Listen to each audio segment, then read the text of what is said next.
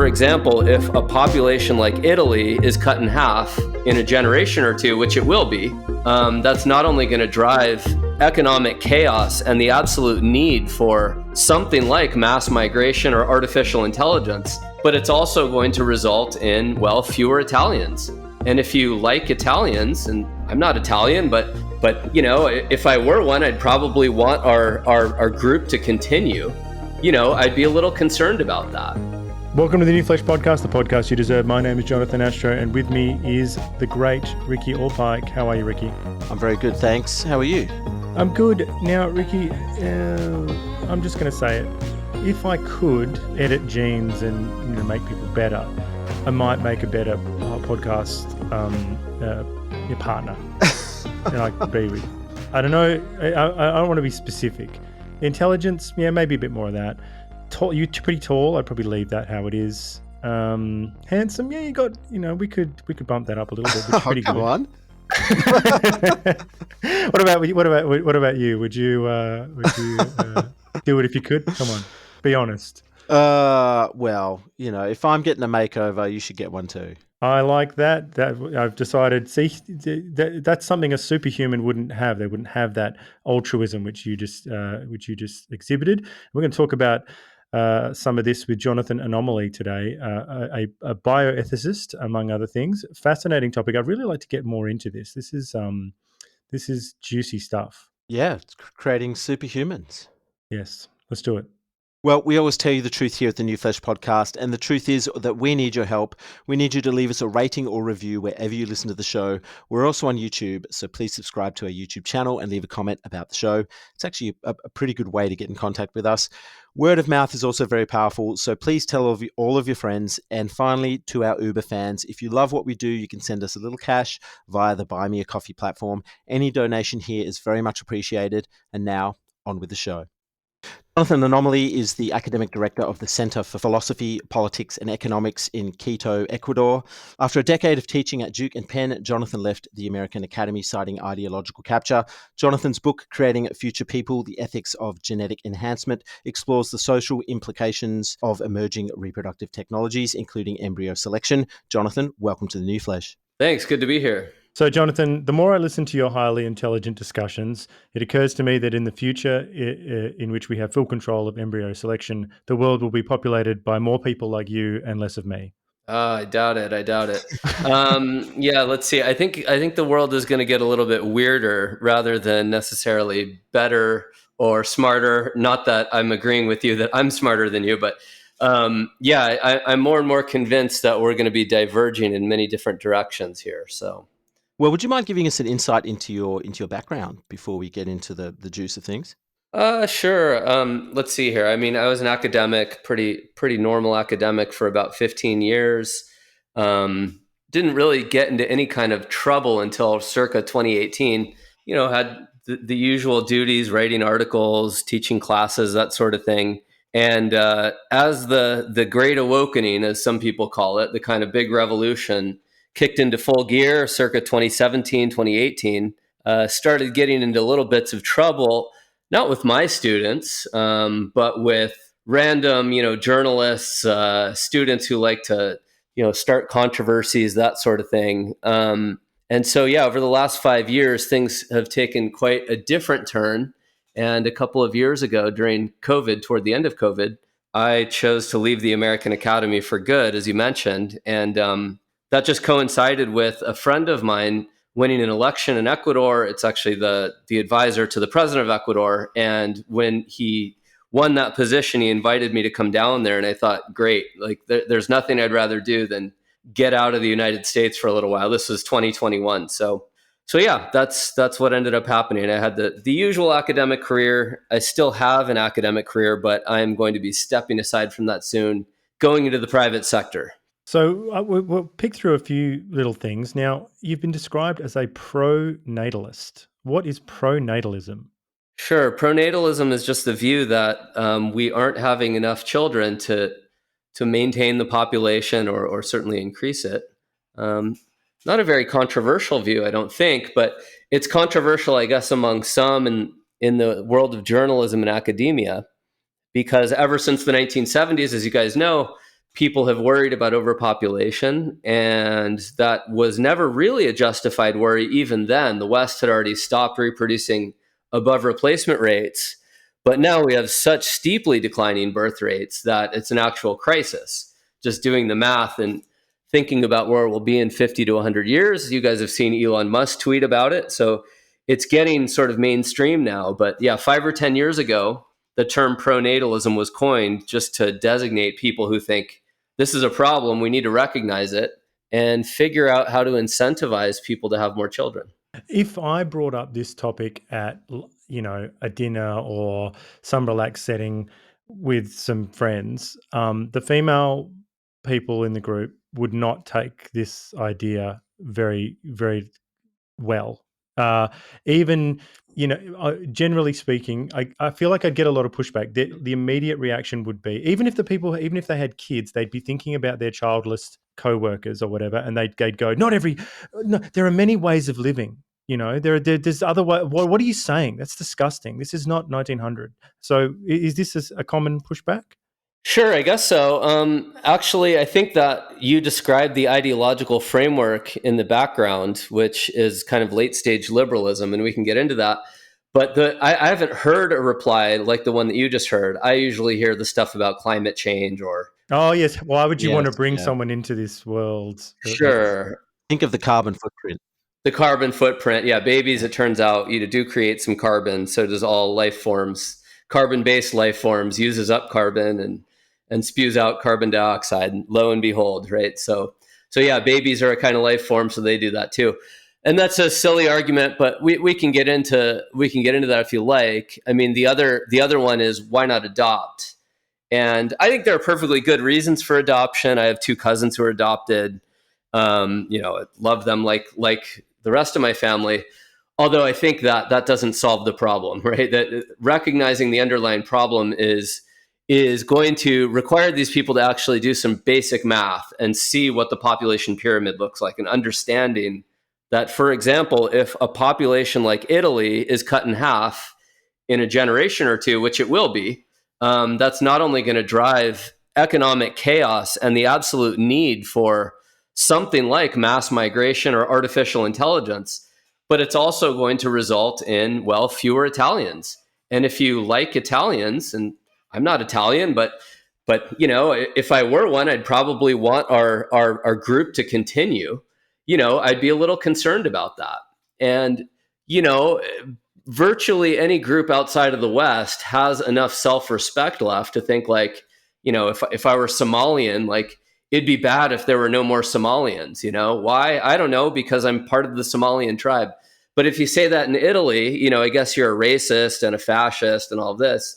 I think caring about your group is perfectly reasonable. That's what any self-respecting group does, whether it's a group, an ethnic group or a religious group. So yeah, there's some bizarre arguments here, but I think the one that you mentioned is actually the most important one, the sort of framework, which is to say, women have been brainwashed into thinking like, live and let live is the ultimate sort of moral ideal. All that matters is consent and allowing people to do whatever they like. And no one really thought like that for all of human history until very recently, right? Of course we care what other people do. That's why gossip is so popular.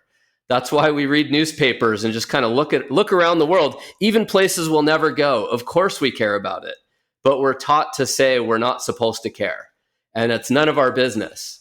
But that's silly. No one really believes it. It's just a kind of conditioned response that they're taught to give you, I think. Do you think that there should be encouragement to younger girls or in high school or whatever, rather than talking about kinks endlessly in these classes or whatever the hell they're doing? Or do you think that they should say, well, it's probably, for the good of humankind, it's probably good that you should have children and be planning for that now, and maybe thinking it through, getting a plan, not having it when you're 39, not waiting, and being not thinking you've got all the time in the world, and separating the guys and girls and saying you're on different time scales here, like maybe getting to some of the weeds a bit. You want a state-sponsored breeding program? Is that what you want? You've yeah, you said it. Yes. That's right.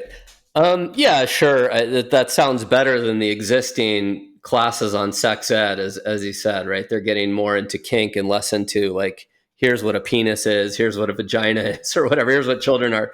So yeah, I mean, I would take your alternative for sure. I actually think it's unnecessary, though. I think in a healthy society, you don't need to tell people to breed, and so we should really be looking a step or two back further and asking why we live the way we do, we have these ideals, such that people are such extreme individualists, not just in the marketplace, like I'm going to focus on what I do well and then create a business in that area. That's fine. Individualism created modern Europe and created market economies in places like England and the US and Australia.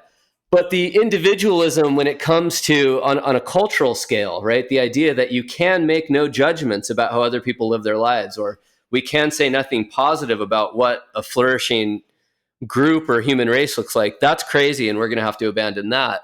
So I think once you get like the healthy social norms in place, which, we could talk about how to do that, then okay, you have this sex ed class that teaches you about family life instead of sex toys or whatever. Sure, that is better. But yeah, I think we should go a little further back. I mean, here's one simple proposal from where we are now that would probably help, and that is to just defund higher education entirely. If we did that, rather than artificially subsidizing it, fewer people who weren't directly benefiting from it and advancing their careers, fewer people would go. And as you know, throughout the West, it's basically women who are going into higher ed now. And certainly when you start going up into the advanced degrees, social work, which provides very little value, very little training for the women, it's mostly left-wing propaganda. Just having social work programs is actually bad for our societies politically. It's bad for women because they spend a lot of money to get a degree that they don't learn anything from, that they're not going to get a good job after. And it also just delays reproduction and puts them into debt. So when you have these kinds of arms races for educational credentials, what you do is you get a lot of women investing in those credentials. They spend a lot of money and time doing that. They become miserable because they can't get a good job afterwards, at least many of them. And so, when you just think through the logic of that, simply removing some of the really basic things, like where we're actually subsidizing this, right? We're paying taxes basically indirectly to sterilize women and to make them unhappy. Even that sort of simple fix would go some way probably in incentivizing family formation, meeting people younger, et cetera. Well, I think this segues nicely into talking about IVF, because a lot of women these days are putting off having family, having kids till much later, and having to use IVF whether they want to or not. But maybe a nuts and bolts question first. Maybe you can give us an idea of how couples involved with IVF screen their embryos for various disorders. Maybe you can explain that. So this is the topic of the book that I wrote, and I just submitted the revisions for the second edition, which will come out soon. And the idea is the reason I wrote the book and the reason the topic is interesting, at least to me, is thinking from micro level choices to macro level patterns. And, we just spoke about that when it comes to things like population expansion or shrinkage. And, you think like each individual person just choosing to have one child rather than three. It's a trivial choice for each of us, but the macro pattern is the human race essentially, not going extinct, but dramatically changing the way we live together, right? Which is going to affect average levels of wealth. It's going to affect culture, lots of things. Well, in the opposite direction, people making these choices, not of how many children to have, but what traits their children will have, that's going to have a big macro level result that I think a lot of people aren't thinking through. So let me just really briefly mention what's on the horizon for the technology. What women who go through IVF now do is it's mostly infertile couples, occasionally gay couples. They screen their embryos for Down syndrome, for example, which basically just means having too few or too many chromosomes. They've also been screening for a few years now for so-called monogenic disorders. So a single gene, mono, creating a disease like Tay-Sachs or, hemochromatosis or Huntington's. these diseases affect different groups to different amounts, Central Europeans or Jews or Africans. And that's been pretty easy to do. What do? You take the embryos that women create, you take a little biopsy of them, and you can genetically test them to see, do they have Down syndrome? Do they have Tay-Sachs, et cetera? And in many ways, actually, even Christians should welcome this, and religious people should. The reason being that when women get pregnant, let's say the old-fashioned way, or they do IVF, but they haven't screened the embryos in those ways, they typically do test their fetus a month in, 2 months in, et cetera, to see whether it's a viable fetus. And one of the things that's commonly done is, for example, Downs testing. Now, you might say, well, they shouldn't abort if they have a Downs diagnosis. Some people do believe that. But when you actually look at what most women do, most do abort, actually. And my view is it's morally a lot less problematic to screen out embryos before you implant an embryo than it is to implant an embryo and then abort it, 2 months later if you have a diagnosis you don't like. So anyway, that's the basic technology that's been available. That's not very much, actually. That's just changing things around the margins. But the big thing that's available now is, and it will get very powerful very quickly here, is that you can do a deeper genetic sequence of these embryos. And there are companies coming online, one of which already exists, that will basically give you predictors for what traits these embryos will have if they become adults. So how prone will they be to developing schizophrenia, breast cancer, prostate cancer, a whole variety of different traits. And the big one that everyone's waiting for and is coming soon is IQ, as well as personality traits. IQ or intelligence is about 70, maybe as high as 80% heritable by adulthood, which means, pretty heavily influenced by genes. Personality traits are about 50% heritable. And different diseases have different degrees of heritability, of course. But once you have that on the table, you can get genetic selection kind of amped up, and you're moving from, I don't know, your little Hyundai into something like a turbocharged Porsche or something like that. And to push that analogy further, just one more quick thought on this before we talk about it. Moving from like a turbocharged Porsche to, let's say, a Tesla or something like that, a qualitatively different machine that's even faster, has more control, and has more torque. What's going to come online quickly, and this actually will, I think, raise religious questions in the ways that the last technology I mentioned won't, is something called in vitro gametogenesis. And we're probably 3 to 5 years away from it. And that involves taking an adult cell. It could be skin, bone, blood. I think blood's the easiest to do. And then taking those cells, turning them into what's called a pluripotent stem cell, which is basically the kind of cells that an embryo has. It's the kind of cell that can become any other kind of cell. You're basically reverse aging any adult cell, turning it into what it used to be, let's say in my case, 46 years ago. And once you have that, you can turn that into a sperm or egg cell. So you can imagine there are two major consequences to this. And this is why, if we don't start thinking about it this year, we'll definitely be thinking a lot about it in 5 years when this comes out. Basically, two consequences immediately follow. One is women won't have to do IVF anymore.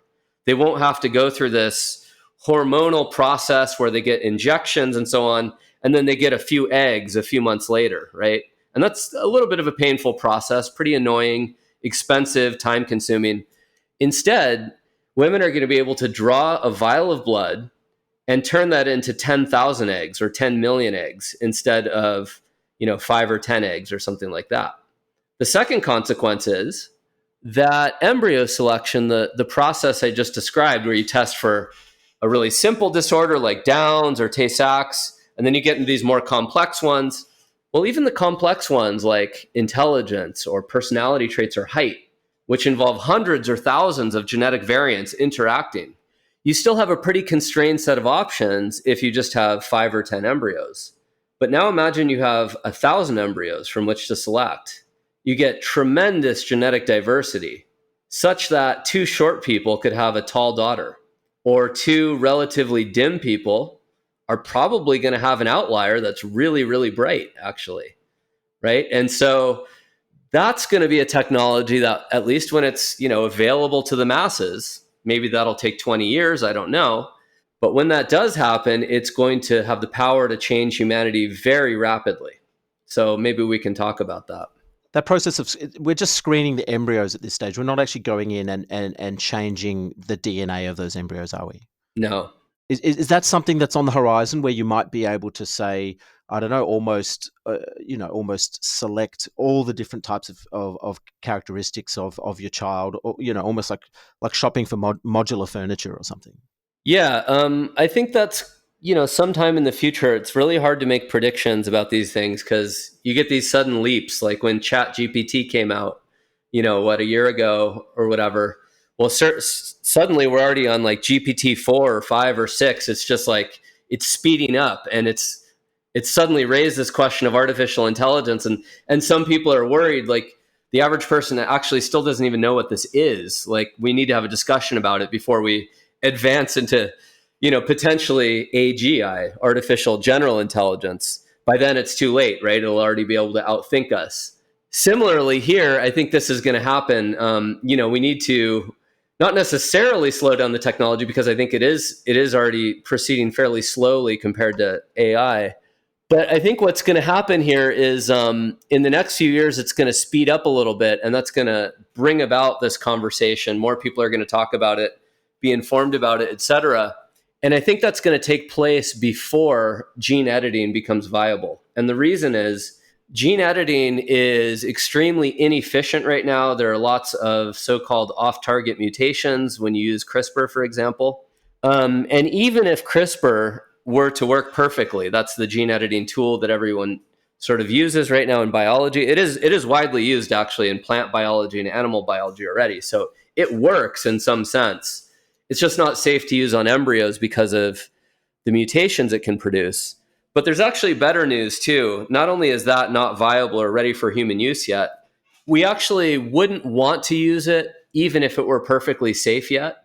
And the reason is, most traits that we care about are not monogenic. They're not caused by one simple genetic variant. They're polygenic. They're caused by hundreds, or in many cases, even tens of thousands of genetic variants.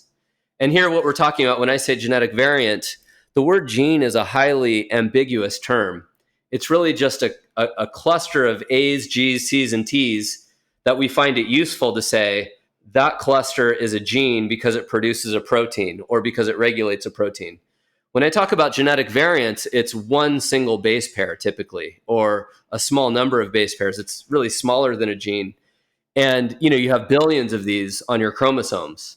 And so, right now you might be able to safely, possibly, edit one base pair with CRISPR. Even there's some risks. But the problem is, we don't know what most of these base pairs actually do in isolation to safely edit the human genome.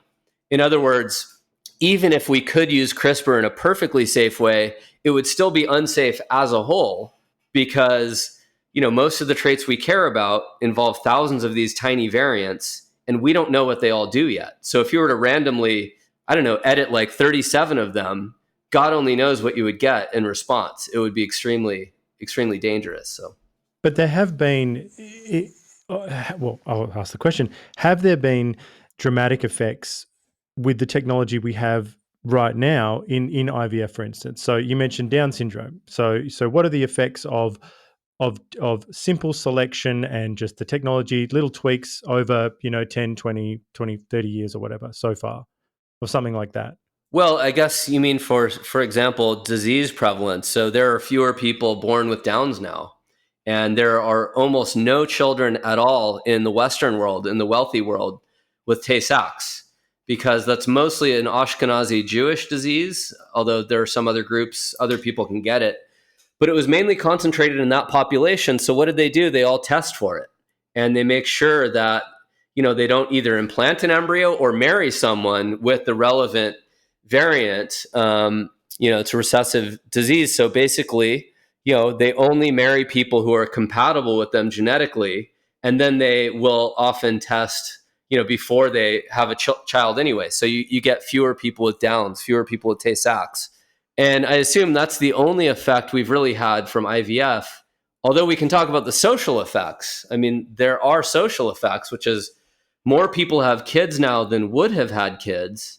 I think on the whole, that's a good thing because I think feminism has, especially, the more extreme varieties of feminism, the recent ones, have convinced a lot of women to do things that later in life they regret. And luckily, because of IVF, many women in their late 30s were able to conceive, or even 40s, who otherwise wouldn't have. I think so far that's mostly a positive thing, although you could say there's some negatives, which is it also allows women to delay reproduction longer. And maybe that makes them more likely to have some issues with their kids if they're not genetically testing them. So I guess it's a double-edged sword. Is that what you had in mind, or what were you thinking about? Yeah, well, I'm just interested because all the gene editing stuff you talk about. Could we not take the fact that when the option is given to parents currently to do something that's better for their children and better for their life, happier, healthier, whatever, they take it. So therefore, some of the more dramatic things you're talking about, as soon as they're on the table, won't people just go, yes, I want my kid to be 10 points more intelligent or whatever? Yep. I think large numbers will. I think there will be, the usual. Some will have religious objections, and others, and sincere religious objections, not just, empty virtue signaling. And one moral issue that people worry about, I worry a little less about it, but I worry too, is increasing genetic inequalities, and that's fairly obviously going to be a consequence of this. We already have genetic inequality, and we already have more than we used to in the West because of female education. As mentioned, because more women are being more educated. That doesn't mean they're smarter necessarily, but the really smart women, of course, well, they are smarter by definition. They're becoming doctors and lawyers, and they wouldn't have done that 100 years ago or 1,000 years ago. And so what you're getting is more and more assortative mating, where a smart woman marries a smart man, and they have smarter than average kids, right? And the same goes for the opposite. Whereas probably even 100, 200 years ago, not that men didn't care about female intelligence. Of course, we always cared about things like that. Is she clever? But you're going to marry more for beauty. Why? Because that's the superficial trait you can see. And maybe you marry based on the family lineage too, a little bit. But basically, men own the property, men make the money. And so, you basically look for a cute young woman, right? Who doesn't have any obvious diseases in her family. But now it's very different, right? Women accumulate resources, and they're looking like we're looking. And so you're getting more genetic inequality already. And this is going to accelerate it, especially in the short run, because obviously the rich are going to be able to afford this first. That'll create probably a little bit more of a chasm in the short run. But in the long run, I think the chasm actually shrinks in some ways between, let's say, the richly genetically endowed and the poorly genetically endowed who have access to this technology and who don't reject it for, let's say, religious reasons. The religious objectors, I actually do really worry about their kids. I'm talking 100 years out, not 10 years out. Why? Because after even a few generations of people using this sort of thing, you're going to get some pretty big gaps. And I'm not even talking about gene editing yet, right? I mean, that throws a whole bunch of other issues onto the table. You'll probably get even bigger gaps pretty rapidly. But yeah, so I think one consequence of this is you'll get increasing inequalities in some ways, but actually in the long run, the people who are choosing to opt into the system and not opt out, so to speak, they'll actually get more genetic parity. Because right now, the sort of middle class, they have this, you have this genetic endowment. The smartest people are just smarter than you, and there's not much you can do about it. But once everyone has access to this genetic technology, and if you have enough embryos, for example, you can easily select one. A couple of normal people are going to have some children that are a lot smarter than the smartest existing people. And so what you're going to get is possibly some arms races, but they're almost fairer arms races than they are now. Right now, if you're not that bright, there's just not much you can do about it or do for your kids. It's just sort of genetic luck. Well, we have some questions on the class issue around this, but perhaps before we leave intelligence, I think, intelligence talking about it makes some people pretty uncomfortable. So if we take a few steps back, maybe you could outline what actually is intelligence and how do we measure it? This isn't an area in which I got a PhD, so I'm not an expert, but I've certainly read plenty on the topic and I've written a bit on it. Um, yeah, so generally, intelligence involves things like the ability to remember disparate facts, the ability to creatively solve problems. Often there's a dimension of speed too, although I don't think that's essential. Like people who can solve problems quicker, they tend to be a bit brighter than others. We even have words for that, like quick. Someone who's bright is quick. In fact, in Spanish, the word listo, it's like ready, quick. It means also bright. So there's this sort of term that, so we do understand that. We do understand, smarter people like smarter dogs or smarter animals of various kinds, dolphins, whales. We tend to say they're bright when they can remember things, when they can put together disparate facts to sort of tell an overall story or come up with an overall theory or picture of how the world works. And so, yeah, I think we have an intuitive sense, but yeah, it involves something like that. It involves memory, creative problem solving, et cetera. And you can get into details, but that gives you a sort of basic view. And the reality is everyone understands what intelligence is intuitively. Like I said, with babies or dogs and cats, I mean, we say like that dog is smarter than the other one, or certain breeds are smarter than other breeds. And that's true. They are, right? That's the world we live in. And so we all kind of understand it. But then when we get to humans, people get squeamish. And this is mostly because I think there are a few reasons. One is, of course, there's not a lot we can do about it. I mean, education can budget, it can make you a little smarter or less smart if you're deprived, no doubt about that, but it can't really fundamentally alter your capacities. You can't take someone who's dim and turn him into a genius, who's going to win a Nobel Prize by just throwing some books in their lap or giving them a ticket to Yale. If you're dim, you're not going to make it through Yale University, right, as a physics major. Maybe you make it through as a women's studies major. Okay, that was a cheap shot, but no, that's good. You won't even make it. You won't even make it through as a women's studies major if you're really dim, right? It's simply not going to happen, and it's not your fault. It's because you don't have the capacity to process that much information and synthesize it and write the relevant papers and cite the sources and so on. So anyway, yeah, we all understand what it is. I think part of the resistance is, since you can't change it in a really deep and fundamental way, you don't want to blame people for it, in the same way you don't want to blame short people for being short, or people who are not attractive. They have a disfigured face. What do? Laugh at them? I mean, that's cruel, right? So I think that's one reason we don't want to face up to it. It's highly heritable. We can't change it much. And so we don't want to mock people for it. Another reason is there are going to be ethnic differences in intelligence. And, I'm on record as saying that and getting hard canceled for it. I think it's obviously true. In fact, it's measurably true. The only question among intelligence researchers is what's the proportion of genes versus environment that produces those outcomes. But those outcomes make people uncomfortable. Why? Well, I actually don't think they intrinsically do that to people, but in kind of left liberal societies like the one you live in, the one I live in, people want to believe that we all have the same basic capacities and that it's only oppression or discrimination, unjust discrimination, that can explain disparities. I think that's false. But you can see why people would believe that. They've internalized these kind of liberal norms, and they've sort of changed what began as this theory that we should all be treated equally under the law. We should all be given, if not equal opportunity, which is impossible to fully achieve, we should move in that direction, to the view that, well, look, we can't measure any of those things. So what we're going to do is say, if there's inequality of outcome, then basically we live in an evil, unjust society. And so given that we have this kind of overall set of social norms in place in the West, people have basically chosen to, instead of acknowledge genetic reality, that individuals and groups almost certainly differ and differ for genetic reasons, they've just chosen to deny everything. Genetics don't matter. There's no such thing as race or sex or IQ tests. Those aren't real either. So that's been the kind of spasmodic response.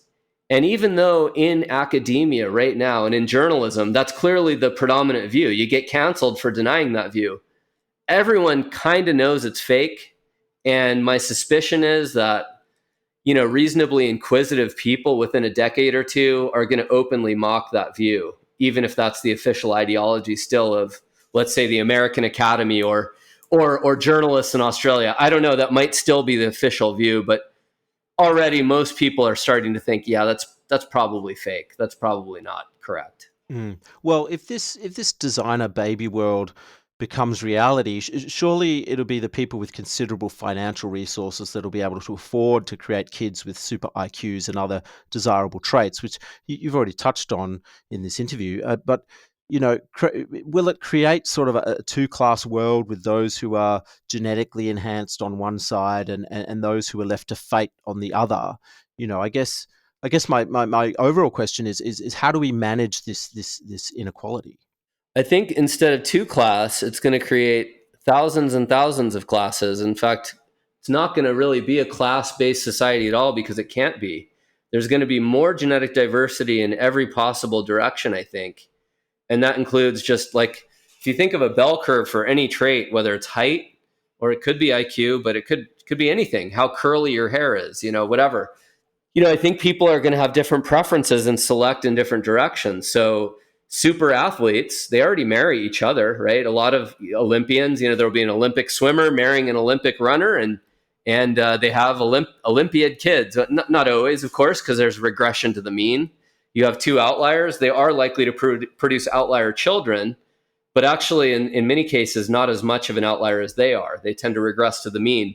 But what genetic selection will be able to do is prevent regression to the mean and possibly push you outwards further and further away from the mean. But it's not going to be in one or two directions, but in 1,000. And so what you're going to get is just more genetic diversity. Still, it will increase inequality, as you suggested.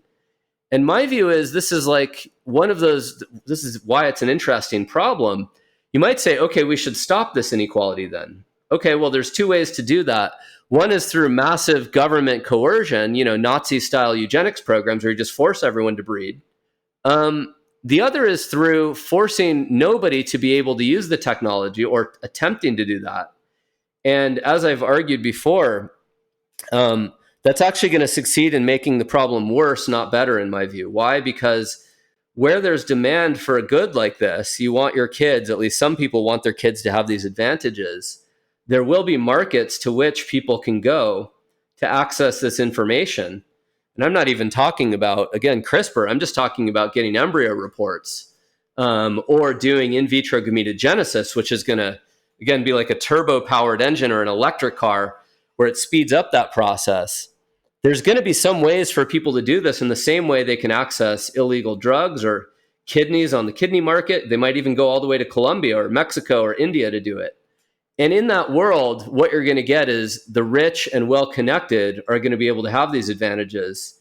And the rest of us who can't afford to bribe the right politicians or leave the country to do this will actually be left behind. If anything, the sort of two-tier society is more likely to happen if you make this technology illegal, because it's going to sort of shrink the number of people who have access to it, but ensure that only that small and well-connected group does actually do it, and then the rest don't. Another scenario is some countries, it's not individuals within countries, but entire countries will not only permit it, but encourage it, while other countries make it illegal.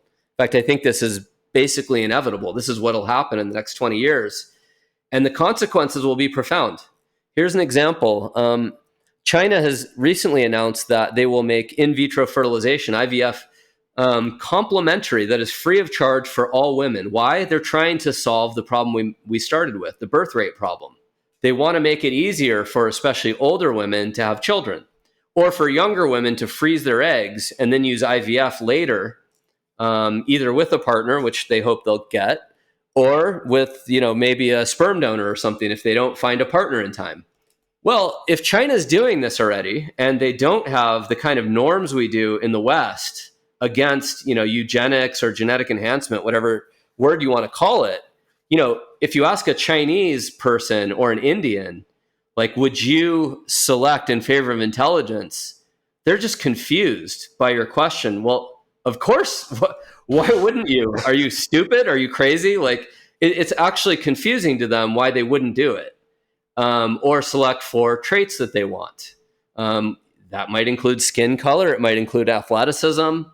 And so, in a world like that, which is, I think, the world we will live in, where some countries actively encourage it and others ban it, yeah, you're going to get more inequalities, and you're going to get a kind of chaos of social norms whereby either people are going to want to move countries to use it or not use it, or countries that initially ban it are going to play catch up, and they're going to at least permit it, if not subsidize it. So I think we are indeed coming to, as you might call it, a brave new world, but it's not the boring brave new world that you see in Aldous Huxley's novel with the two-tier society. I find that a pretty uncreative vision of the future, actually. The future is much richer and much scarier.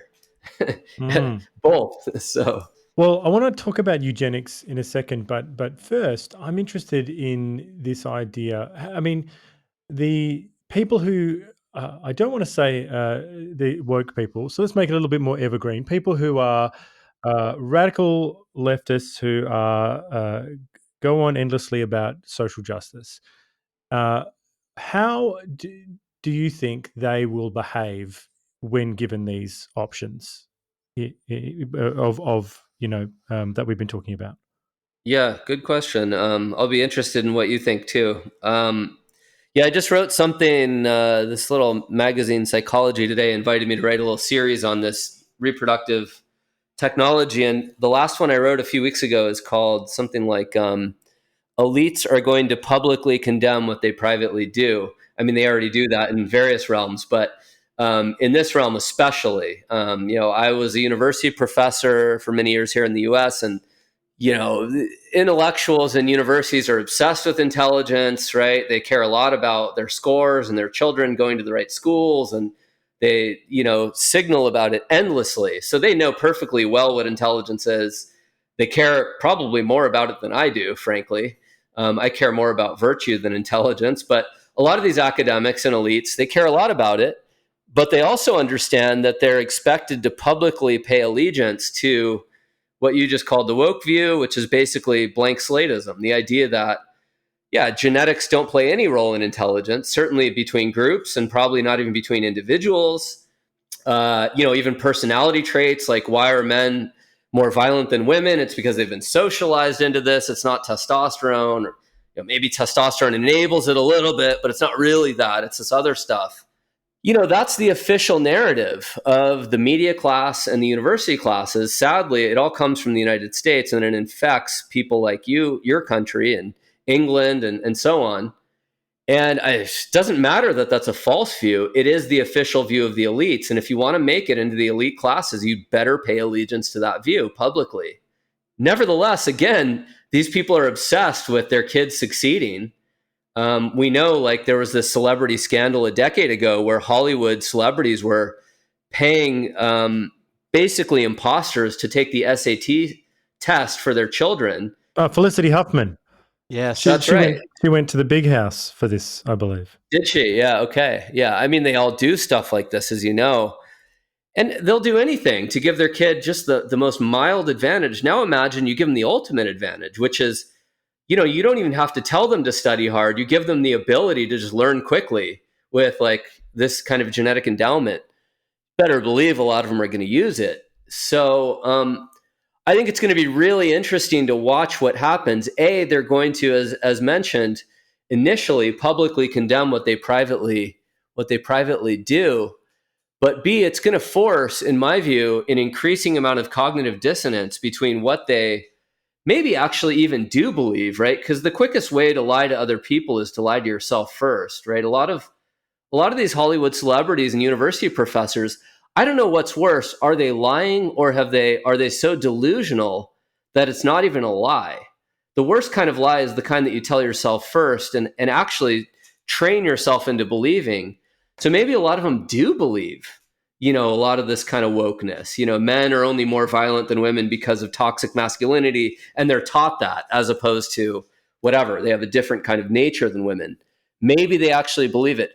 Whatever the case is, there's going to be increasing cognitive dissonance between what they publicly actually do believe and say, or at least say whether they believe it or not.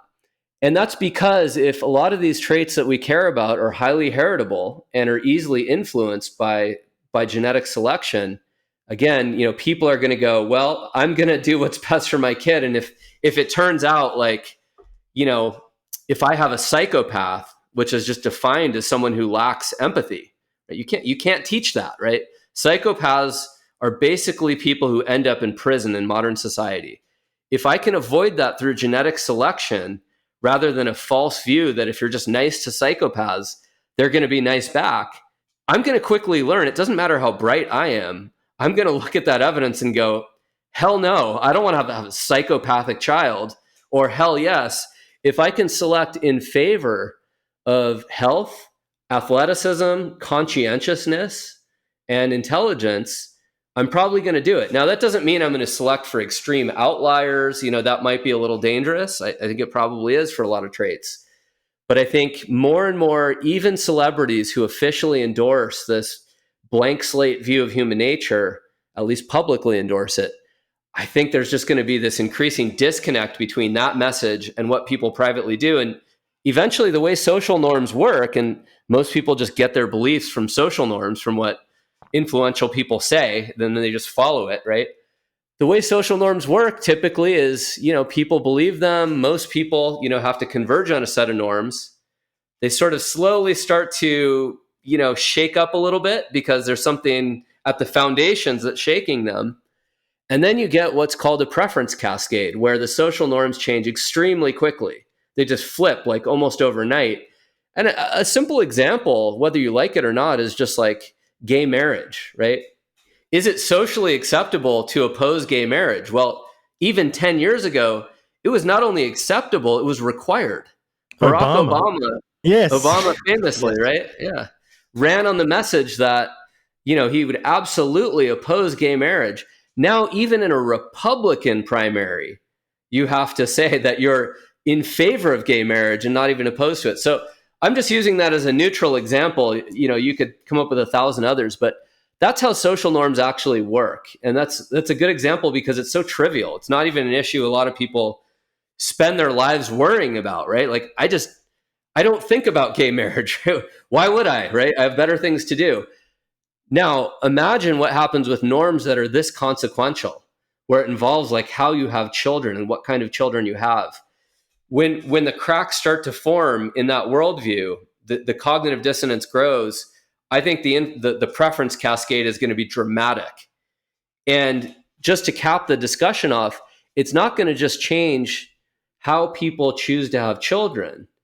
I think it's going to destroy the entire woke narrative. So one of the, I'll just put it on the table, the cards on the table. One of my hopes for this technology is that it actually, I'm ambivalently in favor of it. I actually think there are going to be lots of problems with it, and I've expressed some of them here.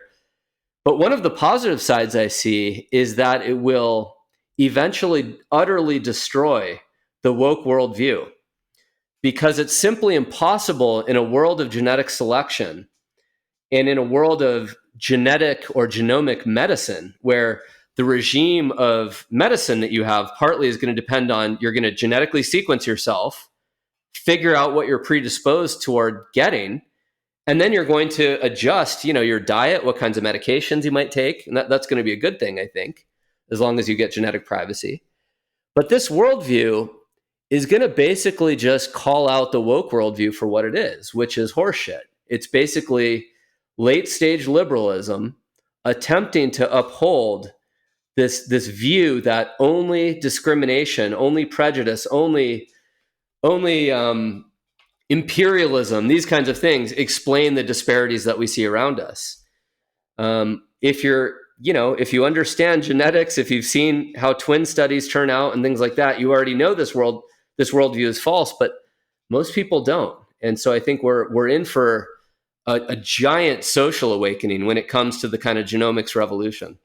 While we're here, there's been this term eugenics gets used almost always as a pejorative. I've never heard it. I never heard anyone say, "Here's Jonathan Anomaly. He's a eugenicist." No one's, not that anyone has made that claim. I'm just saying no one's ever said it like that. So what are we talking about when we say eugenics? How is it used, and are we kind of already engaging in it a little bit? And what do you think? So it's a term coined by Charles Darwin's cousin, Francis Galton, who also invented, the idea for twin studies and behavioral genetics. He invented psychometrics, a lot of concepts in statistics, like the concept of correlation, even the phrase nature and nurture. So Galton, who is a kind of polymath, he invented this term eugenics, and it just comes from the term eu and gen, which means something like good birth or good origin or something. And he was interested in studying traits that we all think are, for the most part, good. I mean, intelligence is what makes us different than chimpanzees, for example, right? The word intelligence doesn't necessarily mean good, but generally humans understand like intelligence is what makes us able to come up with, I don't know, art and science and tell funny jokes. Chimpanzees aren't very funny, at parties. Why? Because they're just not that bright. It's pretty obvious. So in that sense, once you understand that things like intelligence or even kindness, a kind of disposition to treat people generously, maybe that's not as heritable as intelligence, but it is highly heritable, actually, right? Once you understand these things are influenced by genes, it's natural enough to say, well, it's better if these traits that we like tend to proliferate, and better if traits like psychopathy, which is a kind of parasitic strategy in the human population, right, tend to diminish. That's good, right? And so Galton thought, we should want eugenic patterns of reproduction. And it was fairly obvious at the time. Everyone agreed with that, including Darwin, quite explicitly. It's better if like smart, generous, healthy people have children, and if the opposite don't. And then there's only a question of like, okay, so who should be in charge of that? Should it be people doing it voluntarily, or should it be the state forcing you into like, into marrying a specific person or sterilizing you, if you exhibit bad qualities?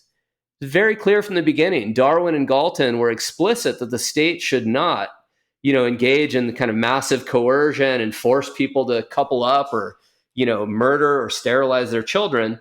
That only happened, a little bit in the United States and a lot in Nazi Germany. So what we have is like this term and the ideas associated with it being corrupted basically by the Nazis. I think that, basically we should reject this idea that anything the Nazis did was bad. I mean, Hitler was a vegetarian, as you know, and one of the few good laws that Hitler passed was animal welfare laws. He was actually, I guess he was a complex person. So he really didn't like the idea of people torturing animals. He didn't mind for Jews, apparently. But, does that mean we should, repeal our animal welfare laws or, put vegetarians in the gas chambers because Hitler revered vegetarianism? Obviously not. So, similarly, Hitler euthanized a lot of Germans. Forget the Jews. He involuntarily murdered many Germans that he deemed useless eaters. These were either mentally handicapped people, even gays. He just murdered them. And, we might say, okay, then euthanasia is bad because Hitler supported euthanasia. Well, you shouldn't be able to make arguments like that. I mean, there are different versions of euthanasia. There's voluntary euthanasia where, people have been doing this for millions of years. Like sometimes if you have, you're at the end of your life, and I mean, really toward the end, forget about the marginal cases. It's been understood for a long time that people will kind of step outside of the house and, sometimes people do it in gruesome ways, but other times people starve themselves.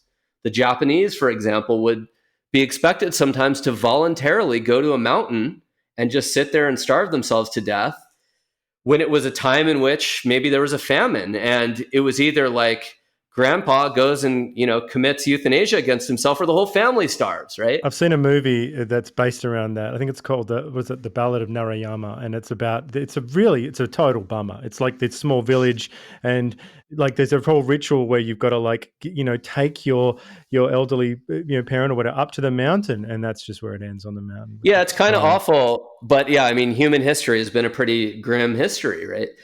But yeah, I mean, this idea that, okay, Hitler was for involuntary euthanasia, let's just kill people who are disabled, therefore we should all be against all forms of euthanasia.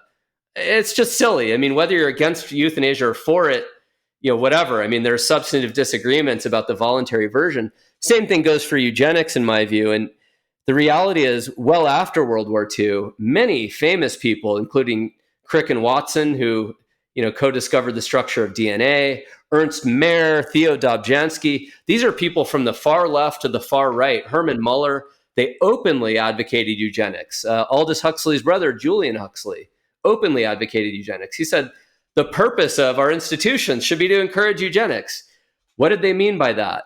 It's very clear in all of those cases, although there might have been a few other cases, they did not mean involuntarily euthanizing or sterilizing people. They meant we should figure out how the laws of heredity work and try to avoid extreme disease and probably promote traits like intelligence and that sort of thing. But we should do it voluntarily. So it really bothers me that this term has been co-opted completely. I think it's not so much right after World War II that it gets a negative connotation. It doesn't. It's really in the last 5 to 10 years that it especially has taken on that connotation. And I don't really care about terms.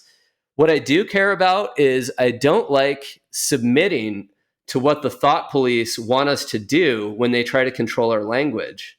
So I was asked, just to take an example to finish this thought off, I was invited to write a defense of eugenics about 7 years ago. And then there was supposed to be a for and against argument, right? Someone opposing it, I give the for, someone gives the against. And this was part of an entire series where it was like for and against, animal rights or vegetarianism, a bunch of applied ethics issues, and abortion, etc. And I gave the argument for, and, I publish it because this is normal in philosophy, academic philosophy. You take a position, someone opposes it, and it was completely normal in philosophy even 10 years ago to endorse things like liberal eugenics, right? Which just means individuals having control over their reproductive choices. But really, it was about 5 to 6 years ago, for example, when my paper was published, it was actually some crazy cat lady in Australia who started a petition against me. She tried to get me fired from my job. And I'll give you a sense of how crazy this woman is. I don't even need to describe her absurd views. She was head of the Critical Whiteness Studies Association of Australia. Of course she was. Of course she was. And if you know what critical whiteness studies is, it's not like Chinese studies or Arab studies or Jewish studies where, it's a kind of discipline where you study, let's say, the history of the Arabs and the economy of Arab countries. Oh, no. Whiteness studies just means white people are terrible, and let's study the ways in which they are terrible. So my critic from the Critical Whiteness Studies program of Australia started a global petition to try to get me fired.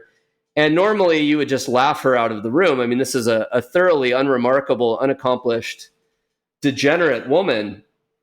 But, Twitter working the way that it works and the Great Awakening, the sort of woke revolution coming into full form in 2018, she succeeded in really getting me in quite a bit of trouble, not by in any way refuting a single thing I said. She didn't challenge a single thing that I argued in that paper. She just screenshotted the paper called Defending Eugenics, which I was asked to write, and then tried to get me fired and almost succeeded. So anyway, so this is why I even care about these linguistic things, not just about my case, but I think we should worry about the euphemism treadmill. I was just arguing with Richard Hanania today. He wrote a Substack on this. I was going to talk to you about this. I read that this morning and I was like, oh, I wonder if Jonathan's going to talk about this. So what did you think? Well, I know him personally. I know him well, and we agree on actually all of everything related to this issue. The only thing that he was arguing in that is we basically shouldn't use the label eugenics anymore. And frankly, I just don't care. I'm sort of bored of the conversation. But of course, I shot back at him and sort of said a few things. One is it's a euphemism treadmill. As soon as you take another term, so for example, I've advocated certain forms of genetic enhancement, as we now call it, right? And that's a mainstream term in philosophy. Well, what do they do to us when we advocate genetic enhancement? They call us eugenicists. And it's like, okay, they're just trying to force you to accept their worldview. And you have to realize at some point, they're not interested in debate. They want to control your thoughts through language. And the more you capitulate to that, the worse off we're going to be. So this is really about substance, not labels. And I actually think there's a moral reason to resist that, namely that when those of us who are making bold arguments, like academic arguments, come out and do something like I did 5 years ago or someone else, I mean, Hanania, he makes bold arguments all the time. He basically said academia is ruined because of women's tears, right? We're all subject to the social norms of women now. That's a pretty bold argument to make, right? Now, if I just redefine the word tear and woman, and we've seen attempts to do exactly that, well, I can now suddenly say, well, I won the argument. But hold on, right? Before we redefine what a woman is, why don't we agree to debate the substance rather than the label? And so I'm starting to, on the one hand, I want to abandon the word eugenics too, because it's like it just gets you this like flack for no reason. On the other hand, I want to dig my heels in and say, F you, like I'm a eugenicist, in the sense of like, do I think like people should sometimes select for healthy children and pay attention to the genes involved? Yes, I do. If that makes me a eugenicist, F off. Like I don't really care what you're going to call me. Well, we're in very tricky waters here. I feel like I'm surrounded by tripwires, and I think I may activate one of those wires now. But Yeah. you mentioned the term sterilization, and currently Yeah. there are situations where we are sterilizing children based on gender identity, and Yeah. and so I wanted to get your thoughts on that, whether that sort of could be couched in a eugenics sort of term, but. I feel like, there are cultures out there that don't look favorably on homosexuality. And, do you think there's a danger that homosexuality will be genetically eradicated? And some people have argued that, the sterilization of transgender kids who may grow up just to be homosexual, Yeah. or flipping their gender is a form of, conversion therapy. So, I mean, what are your thoughts on that? And am I cancelled? Am I cancelled now? Yes, I hereby cancel you. Yeah, I mean, it's actually a great point. I hadn't thought about that before, so I like the framing. I suppose so. I mean, look, I've asked a couple of friends of mine who know more than I do about the topic how heritable homosexuality is. So it is partly genetic. It looks like, at least for men. I think a lot less is known about women. Women's sexuality is more flexible. It does look more like a small percentage of the population, of the male population at least, is for mostly but not entirely genetic reasons homosexual. There are weird cases. I mean, two of the best students I ever had at Duke, in all the years I've taught, two of the very best are an interesting case where they're identical twins. One is gay and one is not, and they're men. And I actually dated a girl once who also identical twins. So this is actually a girl where her sister only dates women and she only dates men. Now, I think she's even said she's a little more flexible and that sort of thing, right? So there are these weird outlier cases. It can't be clearly 100% heritable because they're identical twins who do go in different directions. However, it seems to be mostly an interaction of genes plus hormones in the womb, which is why, for example, apparently later children, like third or fourth or fifth children, tend to, on average, be more likely to be gay than the firstborn or the secondborn. So there seems to be a weird combination of genetics and hormones in the womb. Plus, clearly the environment matters a little bit because people can be suggestible, obviously. Or you So think there's about, no way some of these Hollywood types with their 4 trans and non-binary and whatever kids, and Yeah. you're like, wow, that is a huge hit rate. Right. Yeah. So it's clear, like, especially with the trans stuff, I mean, that's a social contagion. I think there are very few people who would even think in those terms even 50 years ago anywhere in the world, let alone so many people. But I think with like gay men, it's correct to say like there are some people who are born gay, or for the most part born gay with that disposition. I think that's probably true. And would this eradicate some of them? I think the answer is yes. Is that bad? I don't know. Um, it's an interesting question. Actually, Peter Singer, famous Australian philosopher, who, controversial in some ways, but a very sincere guy. He never says what he doesn't believe. And so I like that about him. He really doesn't virtue signal. I disagree with him on so many issues, but I can always count on him to take a position that's sincere and express it clearly. I wrote a paper with him called "Can Eugenics Be Defended?" some years ago. And it's partly because we get called eugenicists whether we like it or not. So we're like, well, depends what you mean by it, et cetera. But he made the point in this paper, actually, that, you could say something like deaf people who are born deaf, are going to be genocided by genetic technology.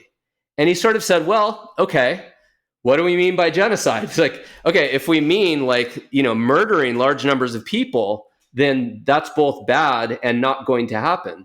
But if we mean by genocide, there is like a technical definition. In fact, the literal one, if you look it up, just means reducing a population by a certain amount. And he was giving an analogy between that and eugenics, because you can use these words in these different ways. So will gays be genocided by genetic technology? In some sense, like the answer is probably yes, although it's maybe trivial. In another sense, like obviously the answer is no, they're not going to be murdered or whatever. So yeah, I think the substantive issue is an interesting one. Their numbers probably will be reduced. Is that bad? I don't really think so, because if people are born with a certain disposition, they just happen to like women instead of men, is that a worse world? Like, I don't think so.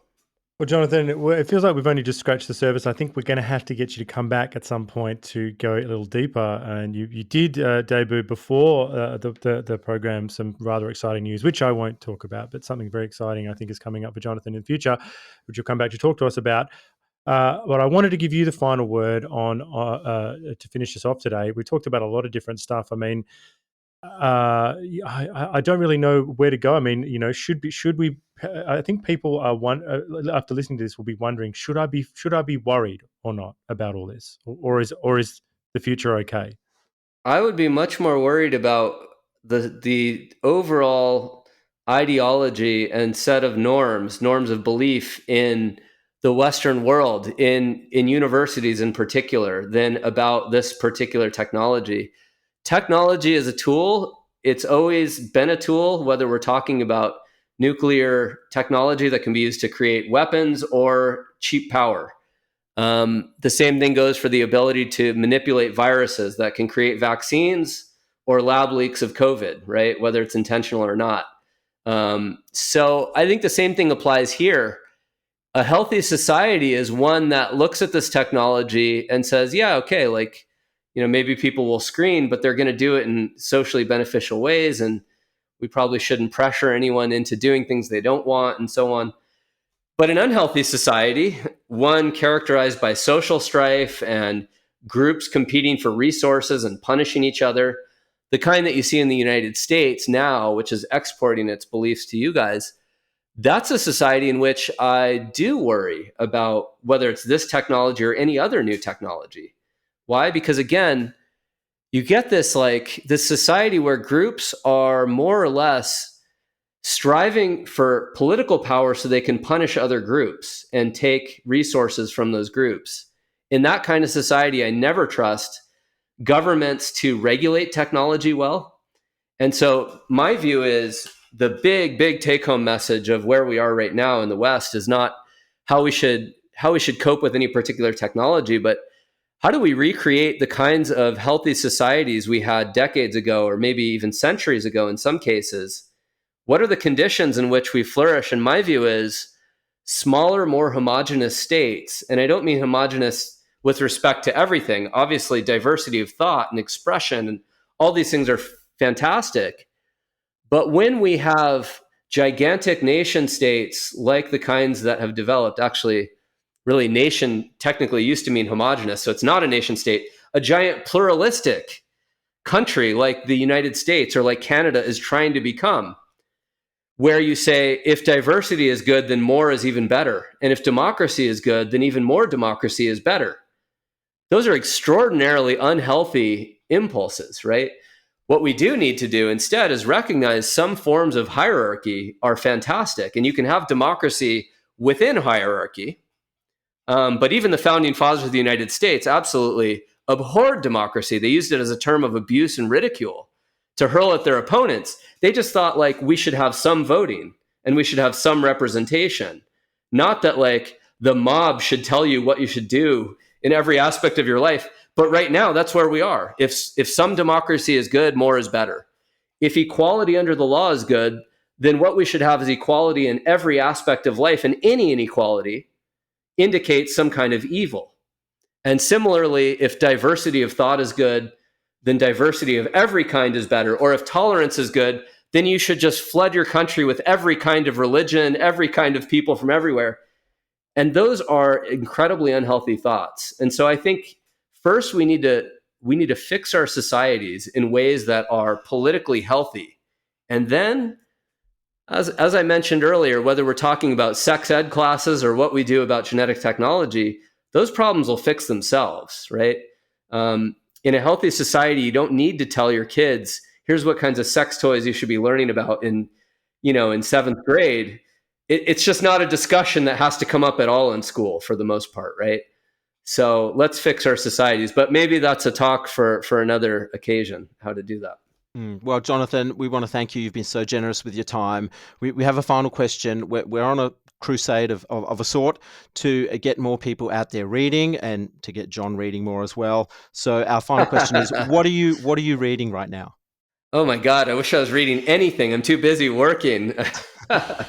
No, actually, okay, right in front of me is actually just a book of Greek myths. This is like one of those fun ones that you learn in middle school. You might study it. It's a very handsome book too. Yeah, it looks nice. It is, yeah, it is a handsome book. You're right. No, I'm mostly just reading articles and working and designing syllabi for my Ecuadorian program. And I just finished, as I mentioned, the second edition of my book, which will come out in like 6 months. So I was reading little bits of behavioral genetics, statistical genetics, these little areas. So no books, but what can I read? Maybe I'll recommend a couple books. How about that? Or recommend some basic reading. Let's see here. Well, I really enjoyed Joseph Henrich's last two books. One is called The Weirdest People in the World. Weird stands for Western, Educated, Industrialized, Rich, Democratic. Basically, Western societies, showing that Western societies are extremely distinct and they uniquely created the conditions for economic growth and the prosperity of science and art and everything else. The West is indeed unique and its people are unique. And he doesn't even give a genetic explanation, so he doesn't get in trouble. I think there's a genetic one too, so I do get in trouble. But just a purely cultural explanation is already interesting. He also wrote a book before that called The Secret of Our Success, basically arguing that, genes and cultures co-evolve. So sometimes what happens is culture actually drives genetic change. And that's a really interesting thing. It's not just that genes drive culture or culture drives genes, but both do. Another kind of domain that I like, and I can mention a book in it, is political psychology. So very popular book. It's 12 years old now, but Jonathan Haidt's The Righteous Mind, why good people disagree about politics and religion. I still think that's a really great book, and it's a really easy read. And even if he gets a few things wrong, and inevitably that happens in science, it's a really nice way to kind of get an overview of why people care so much about politics, why we have so much tribalism. Those are great recommendations, Jonathan. I have a recommendation: Creating Future People, The Ethics of Genetic Enhancement, second edition to follow. sounds like. Yeah, I recommend waiting for the second edition. There's I know too that's why many you have. typos in the That's why he first. was being tricky. He hasn't mentioned. He's like, oh, book. But if it had just come out, you'd be saying the title. So maybe wait for the second edition, people. Yeah, wait for the second edition. It'll be free too because the publishers will make it open access. So yeah. And so how can people follow you online? What's the best way to hunt you down? Let's see. Well, I guess my homepage. I post everything there. I don't like getting a lot of attention, to be honest. I really am like a scholar at heart. So I'm doing these podcasts now, but I don't tweet. I don't sort of put stuff out there. I don't even Substack, but I do archive what I've written and the podcasts I do on my website. So that'll come up first on Google. It's just jonathan-anomaly.com. So of course, happy to have people read. Yeah. Excellent. Well, we'll provide a link in our show notes to your website as well. So people can check you out. Thanks again so much for giving us your time, Jonathan. Thanks for having me. I hope next time we do more of a discussion. So I don't want to just preach. So get you guys involved next time a little more. Well, we're going to have to do a little bit of reading, I think, and then we'll come out of our shells. Sounds good.